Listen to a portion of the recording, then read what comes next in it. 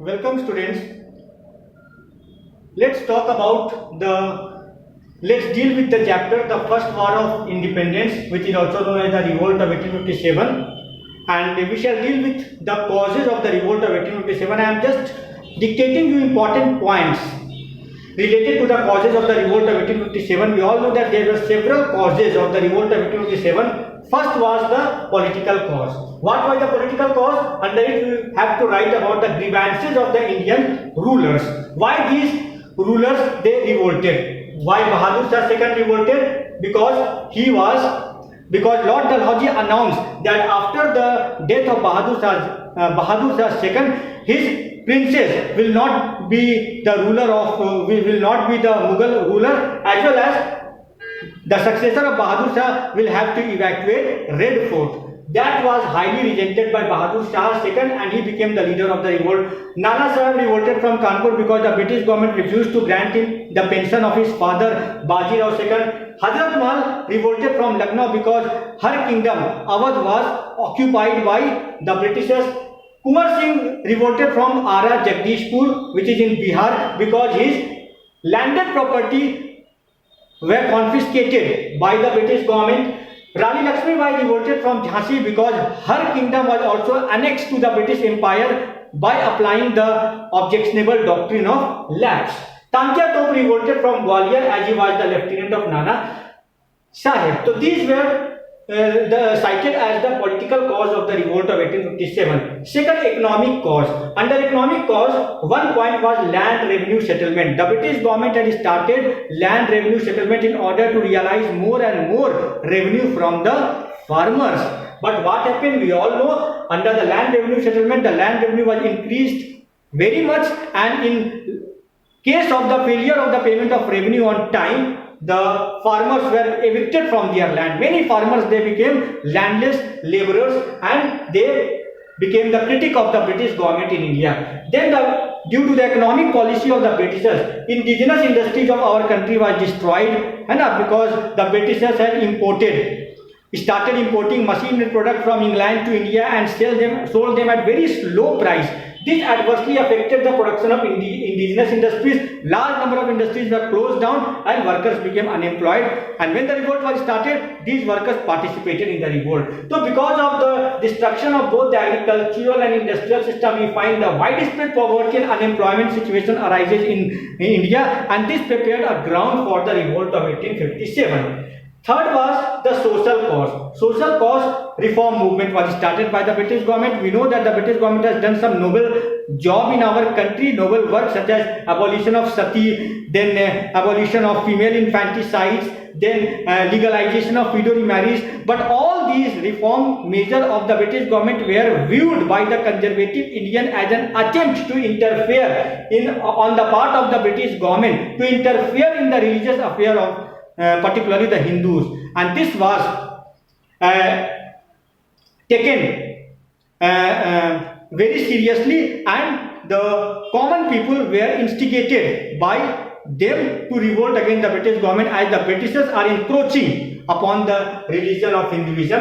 Then introduction of English education was also not, in the beginning, was not liked by the Indians, and they thought that this was the attempt of the British government to destroy the indigenous culture of India. Then policy of discrimination. The Britishers used to discriminate a lot. The Indians were considered backward, uncivilized, uncultured. Their religions and customs were mocked up by the Britishers. All this created a lot of demoralization among the people of India, and they revolted. Then the religious causes were also there. Activities of Christian missionaries. The Christian missionaries were very active in India. They were propagating the faith of Christianity. They were converting the low caste Hindus and the Muslims into Christianity. In fact, the British government had passed the Charter Act in 1833. By this Charter Act of 1833, the Christian missionaries were allowed to spread and propagate the faith of Christianity in the country. And this was highly resented by the people of India, and they revolted. Religious Disability Act was also, under this act, the British government has made a law that if a person is converted to Christianity, if a Hindu person or Muslim person converted to Christianity, he even After conversion, he can inherit the property of his father. He can inherit his ancestral property. and he could not be deprived from the property of his father even after his conversion to Christianity. So this was the attempt of the British government to promote, to induce the people to adopt the faith of Christianity. And after adopting the faith of Christianity, they will even get the property of their ancestors or their father. Nobody could deprived of them. Religious Disability Act will protect them. Then the military causes. We all know that the first war of independence, the revolt of 1857, was also known as the Sepoy Mutiny, because it was started by the Sepoys firstly. And who are the Sepoys? The Indian soldiers in the British army. But these Sepoys were highly dissatisfied with their own, we can say with their own master, because the Indian Sepoy used to get very low wages as compared to their European counterparts. No promotion was given to Sepoy. Sepoys were promoted only up to Subedar.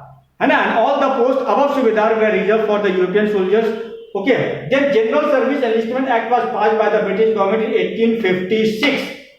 Okay, by this act, the British government has made it compulsory for all the Indian soldiers to go abroad to fight the war. This was not liked particularly by the Hindu Sepoy, because they did not want to go abroad as it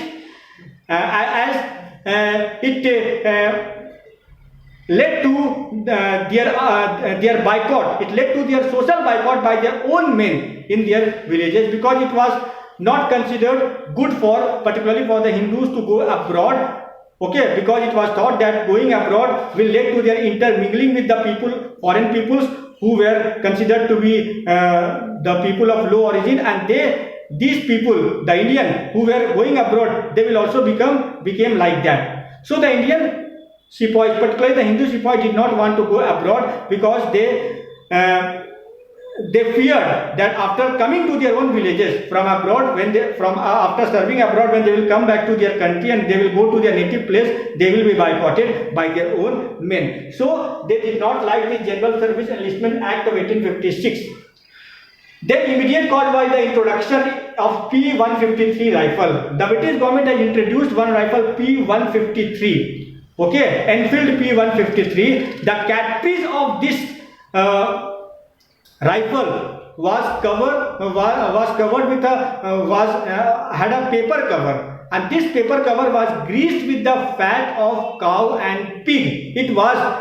This view was spread that the paper cover of the cartridge of P153 rifle was greased with the fat of cow and pig, and this offended both the Hindu and Muslim Sepoys.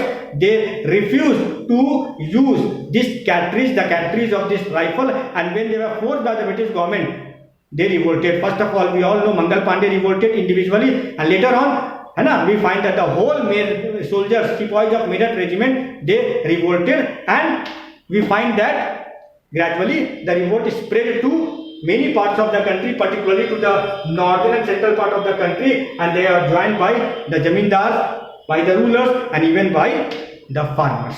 Okay, thank you.